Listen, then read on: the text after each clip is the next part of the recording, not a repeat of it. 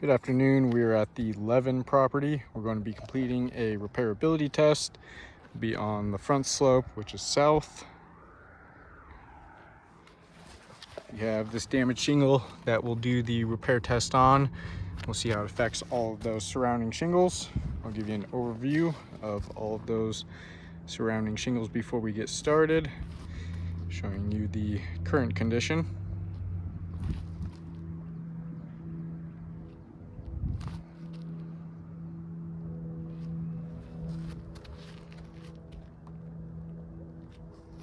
You can see all of the shingles above the damaged one are all sealed down.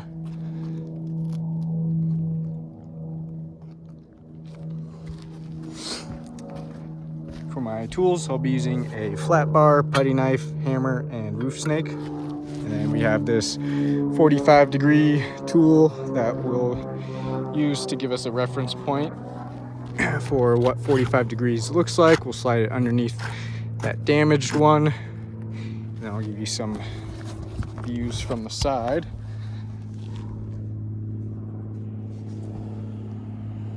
So we'll try to keep, while we're doing the repairability test, we'll try to keep these tabs at 45 degrees or lower. Try not to go any higher than 45.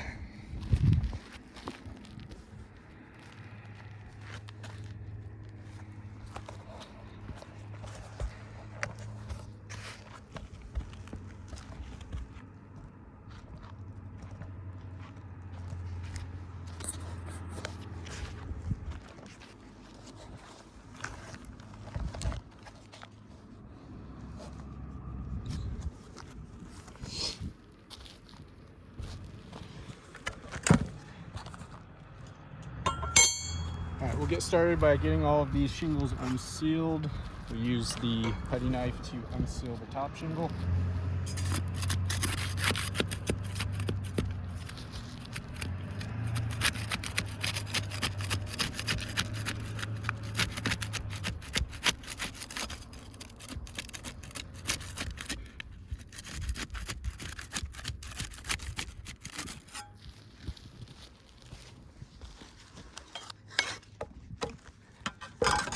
Then we'll use the flat bar to unseal the rest of the shingles.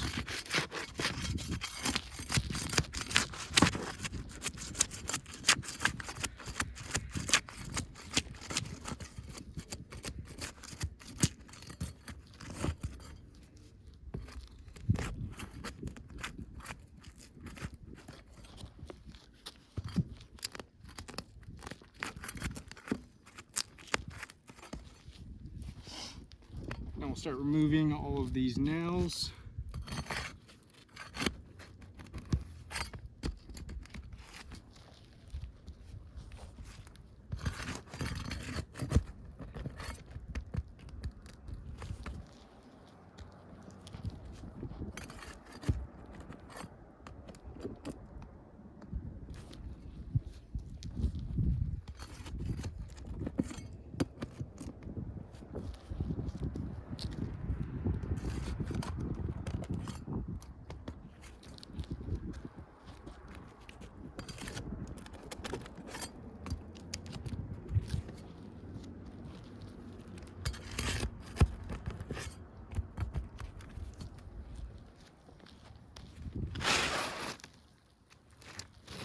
Those nails out and that damaged shingle out. We were met with some resistance when we were unsealing all of those shingles. We can see quite a bit of mat transfer already just on that damaged shingle that we pulled out. You can see all of those chunks that were torn off.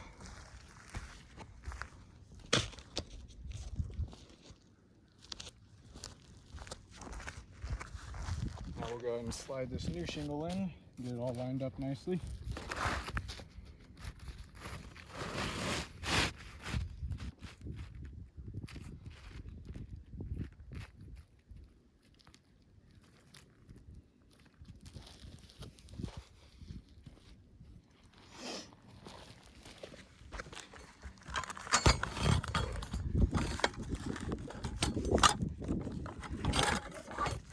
We'll start getting some nails back in there now. I'm using the roof snake for that.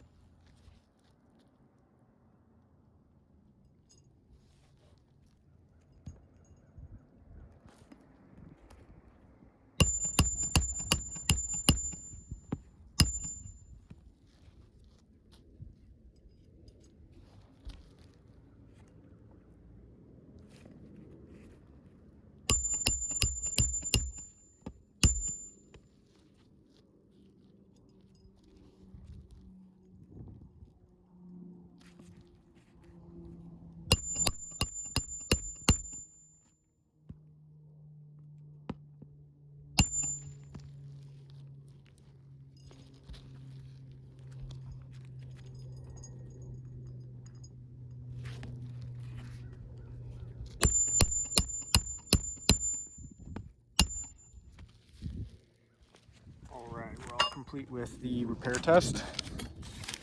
Take a look at the results.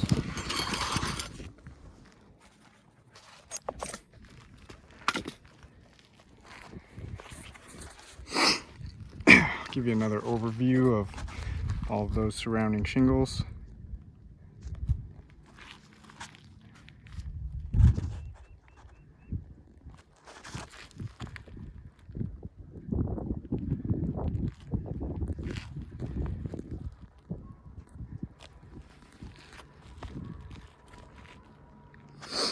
We'll take a closer look at these tabs right above the new shingle.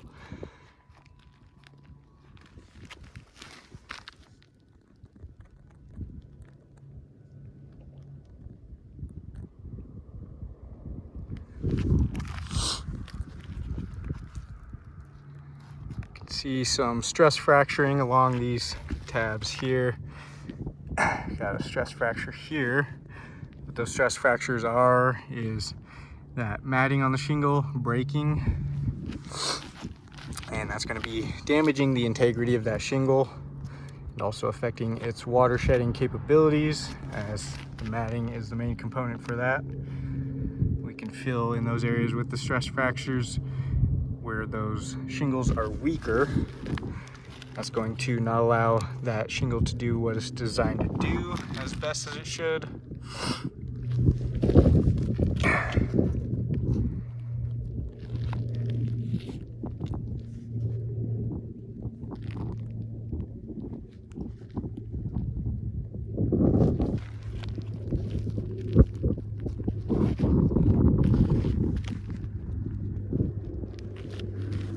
You have a small tear right in the middle of that shingle as well.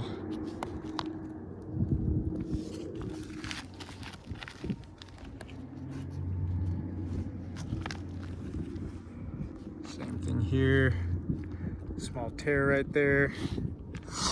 And then I think the most damages are going to be underneath with all of that mat transfer. We can see all of those chunks of matting came off the bottom of that tab.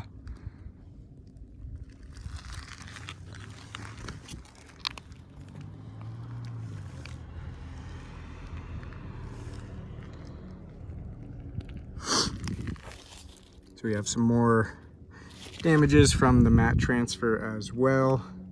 That's going to be damaging the integrity of the shingle. As we can see, chunks of matting torn off those shingles, damaging the integrity of the shingles, and it's also going to make it more difficult for the shingles to reseal properly once repairs have been made.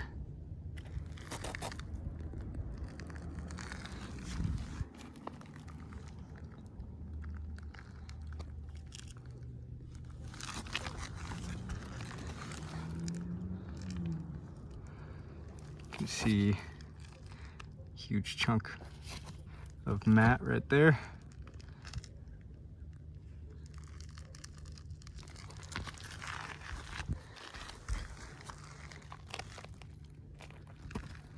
Some more there.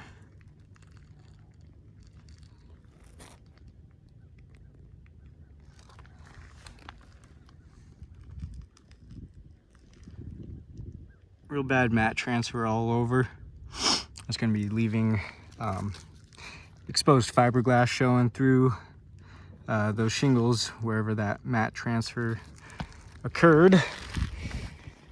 So we have those stress fractures, matting transfer, damaging those surrounding shingles. We have an additional 3 damaged shingles just from replacing this one wind damage shingle. So I do not believe repairs are feasible to this roof. As we can see the condition of those surrounding shingles that they'll be left in once repairs are done. You can see the wind damage on this roof is very, very widespread. Got it all over this front slope. Got some on that left slope. So if repairs were made, you can see that the condition of all the shingles surrounding those wind damaged shingles, they're going to be left with stress fractures, mat transfer, and those are going to be causes for potential water intrusion, leak hazards, and this insured would have water hazards, leak hazards all over their roof, and that would not be indemnifying the insured, leaving them with more damaged shingles than they previously had. And potential leak hazards. So I do not believe that this roof is repairable with all of those damage. And real quick, just wanted to point out as well how front slope will tie into these left and right slopes as well. So we can see this damaged shingle here. In order to repair that one, since we can see it goes underneath the right slope, these right slope shingles will have to be manipulated in order to complete repairs to the front slope here, most likely causing damage to these shingles on the right slope and having to make repairs up from there. Same thing over on this left slope, wherever we end up reaching into the valley here. You can see that the front slope shingles go underneath the left slope shingles as well. So we'll have to manipulate these left slope shingles in order to complete repairs to the front slope. So I just want to point out how those other slopes will also tie in. But other than that, I do not believe the roof is repairable. I'll go and chalk up all of those damages and get some better pictures of those. Thank you for your time.